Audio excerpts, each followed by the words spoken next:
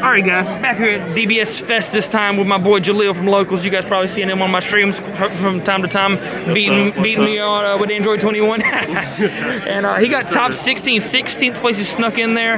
He did a great job with this deck, and it is honestly a really good deck. And he's gonna go over and give you guys the details, because I know a lot of people like Android 21, so let's go and get into it. Okay, so we got the leader, Android 21. Her auto is when you play her, you play this field card, and this is the most annoying field card known to man. This has to be like top 5 annoying cards to deal with. So when you play this is a field card that's played. It says when your opponent plays their first battle card, it can't attack it. That's summoning sickness for you Magic players out there. So the first battle card they play has summoning sickness. So going back to the leader, has an activate main of once per turn to choose a clone token, and that's what this does. Every time it's their turn, they play 2 clone tokens with 10k on their fields. And then we'll have cards in the deck that make it to where clone tokens can attack in the early game. But you eat one of those clone tokens, and you draw a card, and then on their main phase, and remember on their main phase, because it gets past those little 1-drops, it untaps an energy. Okay. So those are the 2 cards. Now let's get into the deck. Let's flip the leader over. Oh yeah, flip leader. When you 4 less life, so draw 2. 4 less life, you draw 2.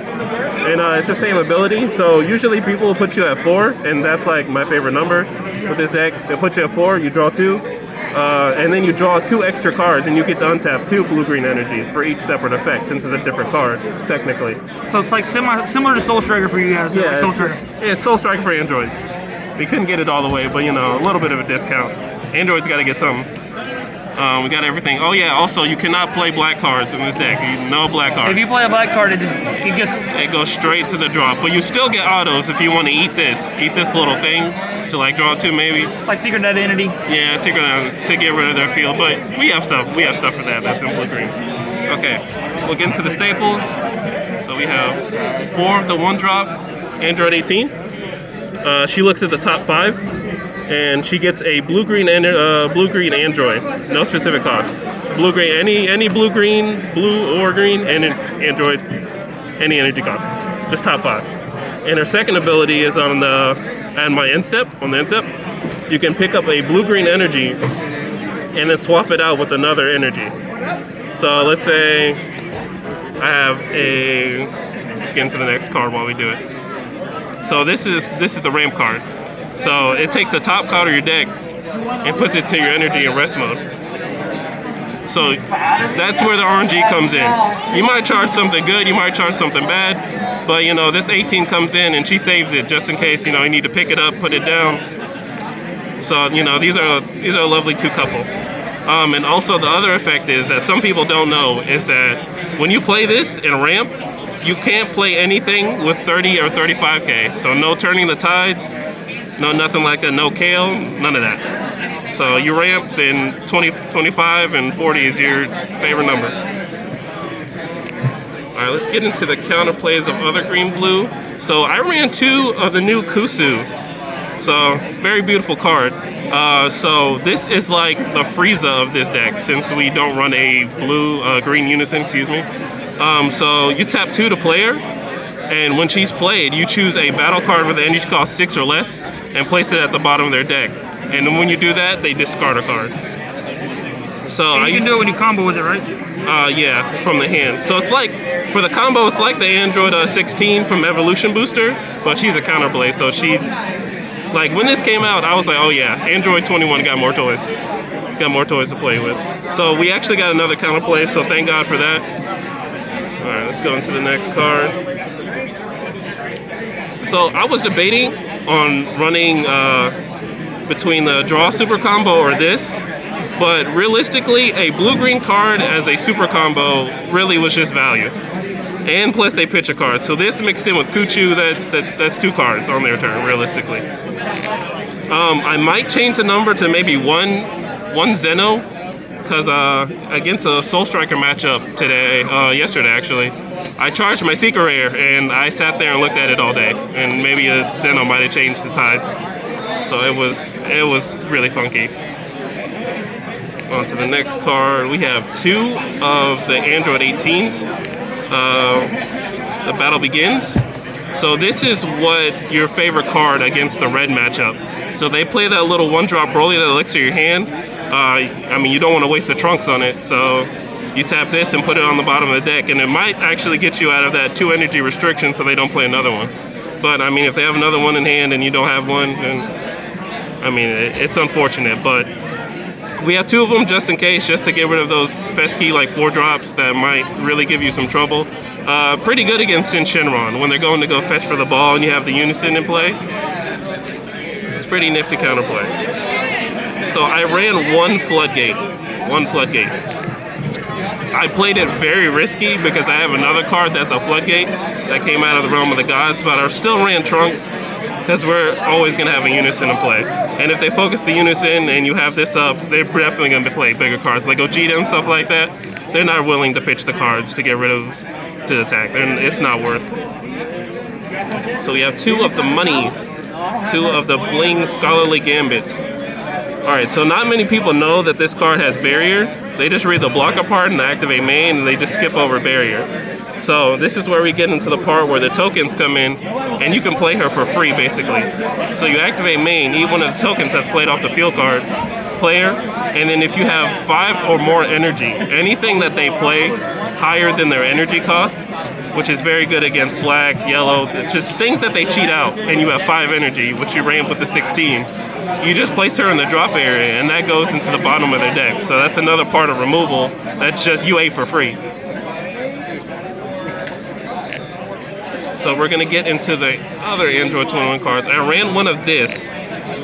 This is the blocker. When you play this, you look at the top 7 of your deck, and you look for any card and put it into your energy and rest mode. And it has the same effect as a 16 when you ramp with it. You can't play 30 or 35k cards. This really came in clutch during the combo phase. We'll get to an Android 16 card that plays these cards. Alright, so this is the prize card. People have been talking to me about ratios of this card. They said, oh, I only run 2 of or run 3 of. You can use all 4 of these in your deck. In my opinion, you can use all 4 of them in your deck. I don't know what... You're essentially burning them. You're essentially like this. If you play 3 of these off of the next card I'm going to show you, that's 3 life. The game's over. The game's over. If they go into 3, or if they go into 4, and then they play the card I'm about to show you, it's ridiculous. So I'm going to move this up, and I'm going to explain this card, since everybody doesn't know. So this is Super 17. These 2 are the golden children of the deck. Because if you're not running blue, it's non-interactable. It's not there. You can't respond to it unless you're running blue. There's no interaction at all. So what this card does, it's energy exhaust. But with our leader Android 21, it doesn't have energy exhaust practically. So turn 1, you charge this, it's active. So you can play like an 18 or something like that. Switch your energy around. So let's give a scenario. I play this Super 17. I tap 1, I look at top 5 for an Android, I get this, Android 18 end step, I switch this, put this back to my hand, my turn comes back, 2 energy, so I can play 16. Like I tell you, this was hand in hand. Bandai really was thinking when they really gave Android some love with these 2 cards. But yeah, these are the golden children, so yeah, just don't go to 3 against Android 21, protect your life at 3. Alright, we're going to get into some of the Android other cards. So here's a 16. I sided this out a lot, but I kept it in one matchup just for it has a lot of text, so I'll go through it. I'm still fighting on a spot for it. Alright, so this is the Android 16. It's like that blue-yellow hit that you can use for blue-green and it combos for free. That's the first thing. Hit rapid move. So he has energy exhaust, blocker, arrival blue-green, and revival blue-green, and it's limit 1. Okay, so the permanent, if you have a blue-green in your energy, which you're always going to have in this deck, this becomes a 0. And the auto is when it's played, you can play him for just 1 blue or 1 green, whatever you have open. He's a 1-drop on either their turn or your turn. But when he swings or he blocks or anything like that, you save him. At the end of each turn, he goes back into active mode. So he's always going to be a blocker with 15k. His activate battle it saved me one time this turn. It saved me one time against a matchup with Vegito. They gave their Unison triple strike. I played this guy. He basically dumped like a quarter of his hand. I activate battle, which KOs this guy. He puts him in the drop area, and he removes a marker from a Unison. And it changes their power. It changes their anything they added onto it.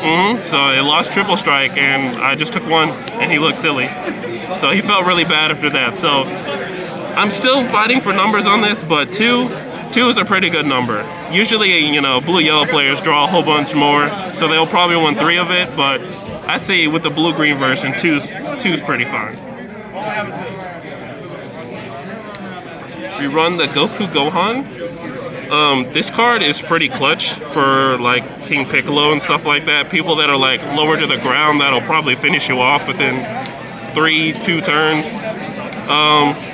He's a rival blue-green, energy exhaust, and it's when you play this card, you choose one of their battle cards and it goes into the energy and rest mode.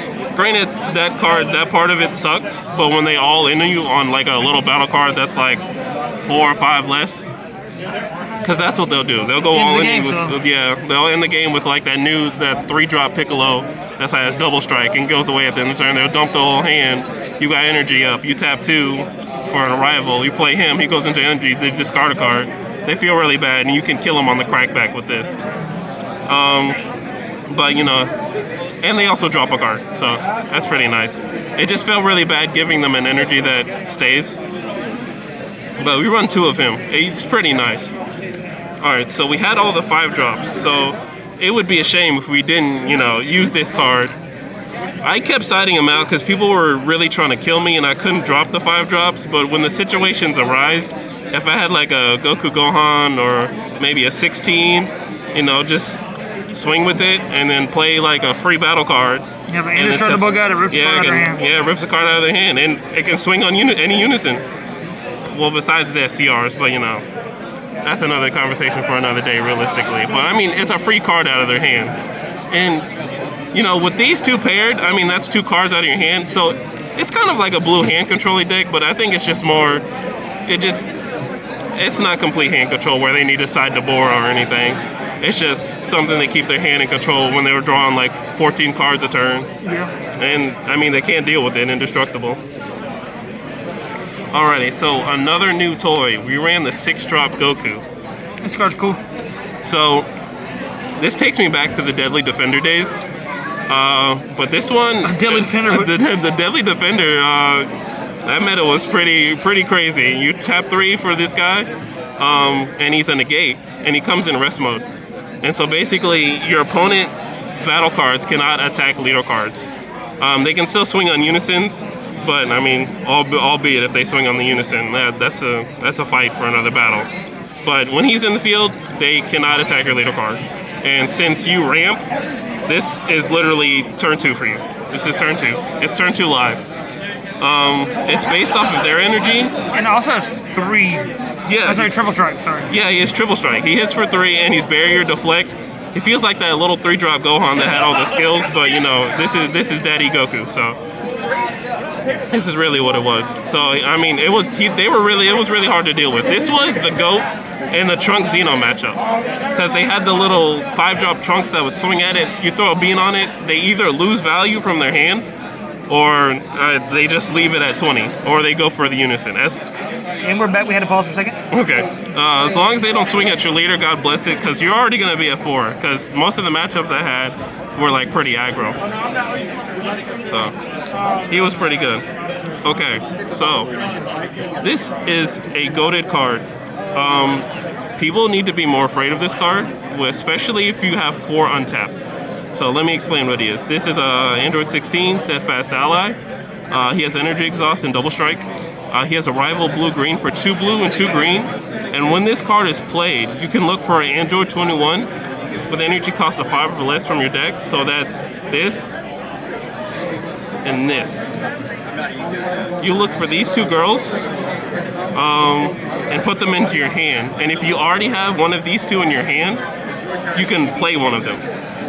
So if they necessarily went to 1 on their turn, if they really wanted to try and kill you and you had 4 energy up, If it really comes down to it, you can play this and end the game on their turn.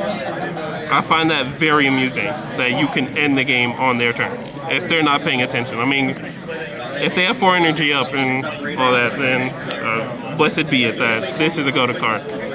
He also has another auto. When he attacks, your opponent discards a card. Another Zamasu. Basically another Zamasu, and he's 25k double. So this is what controls Unison. This is what keeps Unison in check. If they're gonna negate, then they lose 2 cards. They lose 2 cards, realistically, if they negate this swing, which they usually never do, but it keeps them in check. So imagine this in a Zamasu attacking your Unison. You lose 2 cards. So it was value in most matchups. I think another situation where this card was good was when I'm swinging double strike on Unison, and then I don't really have anything to play. I play this guy, and then I play her. Burn you for 1. You're literally in lethal mid-attack, so you have to think around what you got to do.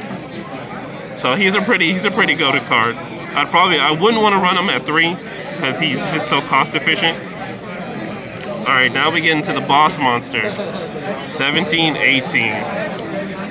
Now, I've yet to get an opponent that has dealt with this card as it comes out, because it has deflect.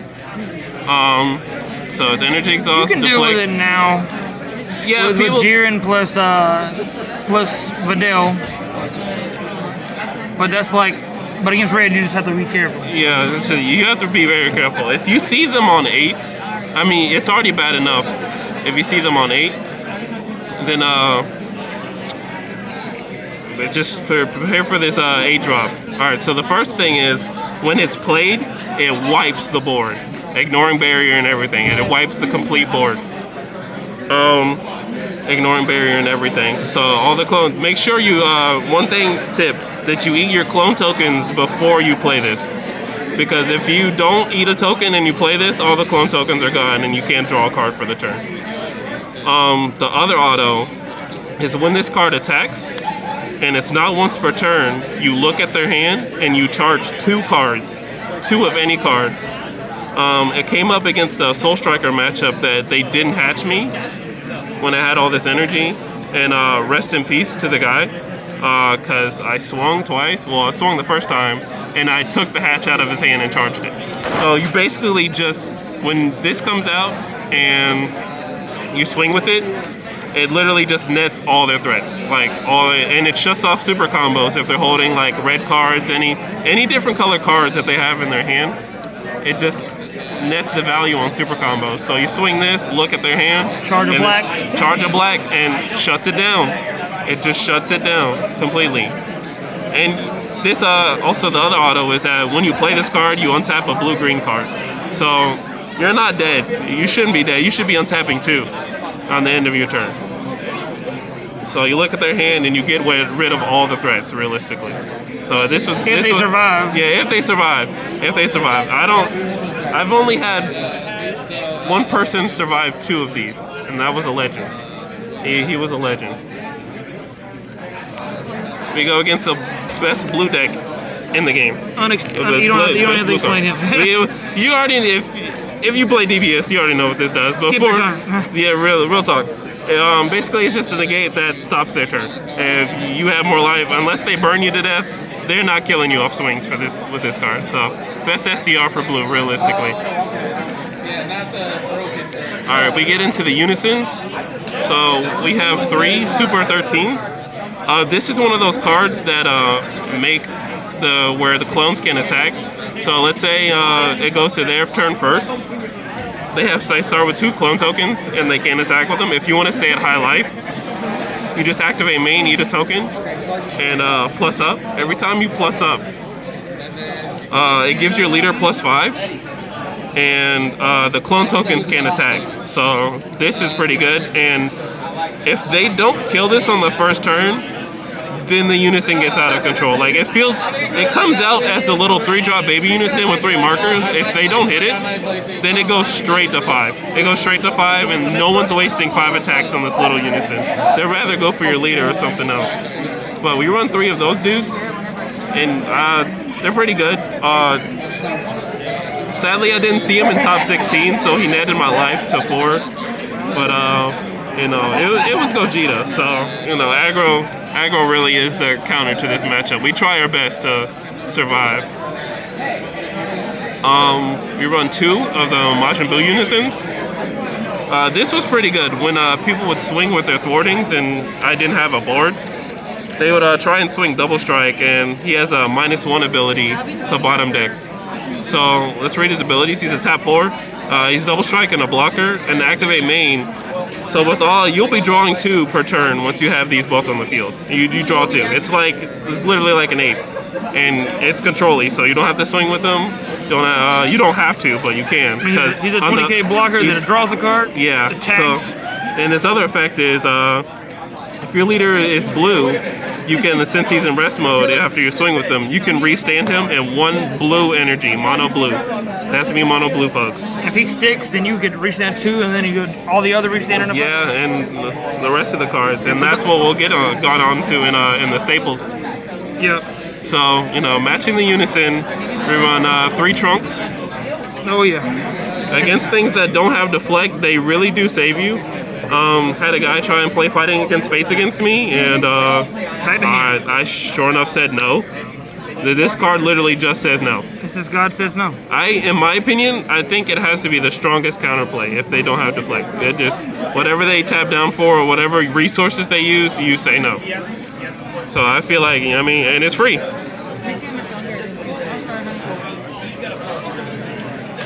So we run 4 of the best blue extra card, Senzu Bean, that has been used since the beginning of this card game, realistically. This card is always relevant. You just tap 1, untap 2, and that frees up your plays for all your arrival. And taking the fact you untap 1 for leader, and then you untap 1 for the Buu Unison, you untap another one, and that's 3. Untap another one, that's 4. That gives you enough for the 16 to play a 21. So this favorite blue extra card. Alright, we get into the last 3 cards. Unexplainable. Dimension Magic. Most of us know what this does if you've been here since set 5. Negate the attack, untap 2. But if you're doing Sparking, take a life, untap 2. Pretty simple. Yes, sir. And that's pretty much it. Appreciate for the profile, and any shout outs? I want to give a shout out to Anime Gaming. They gave us a place to play in Havelock, North Carolina. I want to give a shout out to my team, Team 7 Star. We've been working to get here, and I appreciate all the playtesting buddies. Give a shout out to Pyramid for the lovely playmat. It's very beautiful. And that's pretty much it. We'll see you guys in the next video.